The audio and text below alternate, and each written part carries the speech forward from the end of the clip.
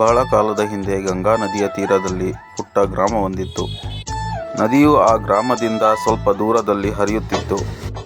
ಊರಿನ ಜನರೆಲ್ಲರೂ ತೀರಕ್ಕೆ ಬಂದು ತಮ್ಮ ನಿತ್ಯ ವಿಧಿಗಳನ್ನು ತೀರಿಸಿಕೊಂಡು ಹೋಗುತ್ತಿದ್ದರು. ಹೆಂಗಸರು ಮನೆಗೆ ಬೇಕಾಗಿದ್ದ ನೀರನ್ನು ಅಲ್ಲಿಂದಲೇ ಒಯ್ಯಬೇಕಿತ್ತು. ಹಾಗೆಯೇ ಬಟ್ಟೆಗಳನ್ನು ಒಗೆದುಕೊಳ್ಳಲು ಅಲ್ಲಿಗೆ ಬರಬೇಕಿತ್ತು. ಹೀಗಾಗಿ ನದಿಯ ಬಳಿಗೆ ಹೋಗಿ ಬರುವ ದಾರಿಯಲ್ಲಿ ಸದಾ ಜನಸಂದಣಿ ಇರುತ್ತಿತ್ತು. ಒಮ್ಮೆ ಊರಿಗೆ ಒಬ್ಬ ವೃದ್ಧ ಸನ್ಯಾಸಿ ಬಂದ. ಊರಿನವರು ಕೊಟ್ಟಿದ್ದನ್ನು ತಿಂದು ನದಿಗೆ ಹೋಗಿ ಬರುವ ದಾರಿಯಲ್ಲಿ ಯಾವುದಾದರೂ ಒಂದು ಮರದ ಕೆಳಗೆ ವಿಶ್ರಮಿಸುತ್ತಿದ್ದನು. ಒಂದು ದಿನ ಆ ಸನ್ಯಾಸಿಯು ಒಂದು ಮರದ ಕೆಳಗೆ ವಿಶ್ರಮಿಸುತ್ತಿದ್ದಾಗ ನದಿಯಿಂದ ಹಿಂತಿರುಗುತ್ತಿದ್ದ 4 ಹೆಂಗಸರು ಆ ಮರದ ನೆರಳಿನಲ್ಲಿ ಕೂತು ದಣಿವಾರಿಸಿಕೊಳ್ಳುತ್ತಿದ್ದರು.